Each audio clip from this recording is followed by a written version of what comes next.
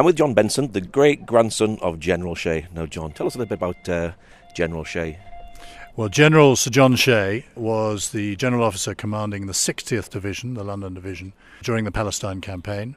And it was his division that arrived at Jerusalem first on the 7th, 8th of December 1917. And it was his division, and indeed his honour, to accept the surrender of Jerusalem from the mayor on the morning of the 9th of December 1917. Wow, so it's a great heritage. Yes, we feel very proud to be part of that, and we're thrilled to be here as the commemorations of the 100th anniversary of those events. Do you have mementos within your family of the event that took place?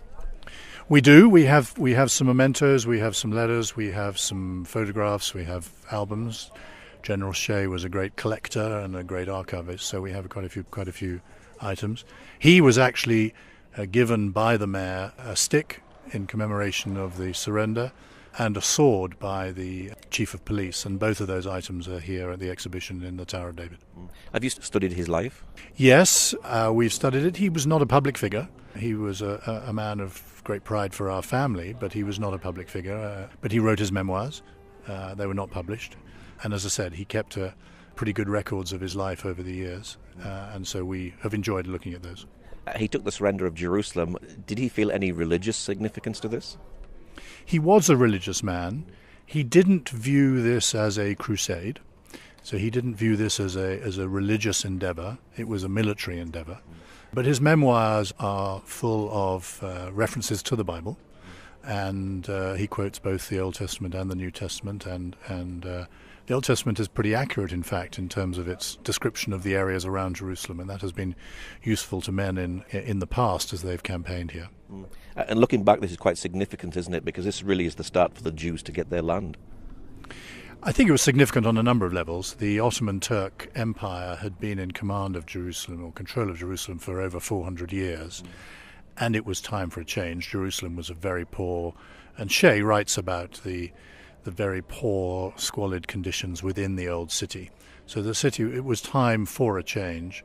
And I think, Allenby's proclamation, which was spoken in Arabic, it was spoken in English, it was spoken in French, it was spoken in Italian, it was spoken in Hebrew, very much set the scene for the city of multiple faiths. Was he and Allenby good friends? I don't know whether they were friends. They spent a lot of time together. They had both fought together on the Western Front in France and Belgium, and when Allenby was appointed to taking command of the Egyptian Expeditionary Force in 1917, he requested that Shea come with him. So the two worked together for a long time. Now, we've just celebrated 100 years of the Balfour Declaration, and then this happens not long after. Do you see God controlling things in all of this? I'm not sure that I am knowledgeable enough to be able to comment on that, but certainly a number of people did, I think, probably. And I'm not sure that either Shea or Allenby looked beyond merely the primary military purpose. Allenby was asked by the Prime Minister, Lloyd George, to get to Jerusalem by Christmas, and that he did, with the help of Shea and many of the other men in the Palestine campaign. How important is it for you to be here today? I'm very pleased to be here. We obviously had a choice whether to come or not. We were invited to come, and we are thrilled to be here. And actually, the longer I'm here, the significance of Jerusalem and what was achieved that day becomes more real and more apparent.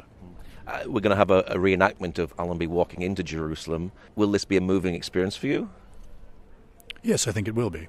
I think it will be. Allenby made a point of riding to the outside of the gates of Jerusalem and then getting off his horse and walking in with his men, in contrast to previous conquerors, if you like to call them that, and the way they'd entered Jerusalem. So he came in as a humble man, very conscious of the history of the city, and his proclamation made the point that the city was here and as a home for multiple faiths. Okay, John Benson, thank you very much. My pleasure.